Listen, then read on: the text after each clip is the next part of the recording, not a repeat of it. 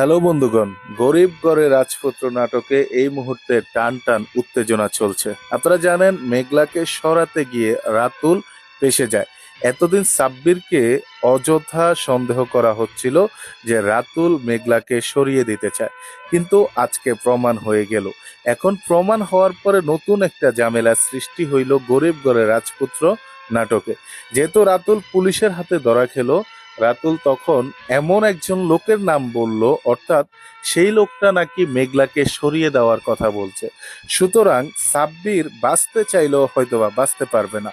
অনেকে হয়তো মনে করতে পারেন এখন সাব্বিরকে পাশিয়ে দিছে, কিন্তু সাব্বিরকে পাশায় নাই, এমন একজন মানুষকে পাশাইছে যেটার জন্য সাব্বির নিজের কাঁধে দোষটা নিয়ে নেবে।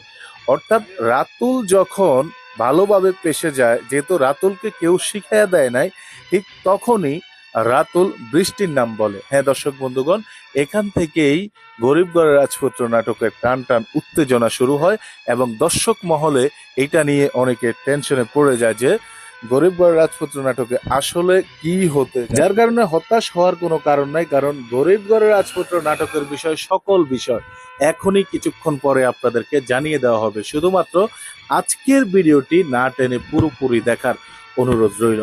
যেহেতু রাতুল ধরা খাইছে, এই মুহূর্তে বৃষ্টিকে পাশায়া দিচ্ছে, আর বৃষ্টির দোষটা সাব্বির যেহেতু বৃষ্টিকে ভালোবাসে তার ঘাড়ে নিয়ে নিবে।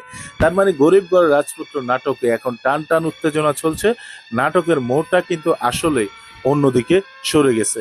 এখন যারা গরিব ঘরের রাজপুত্র নাটকের নতুন এপিসোড দেখতে চান, তারা আজকের ভিডিওতে বেশি বেশি লাইক দিয়ে চ্যানেলটাকে সাবস্ক্রাইব করে সাথে থাকবেন। মিনিমাম 10,000 লাইক কমপ্লিট করবেন।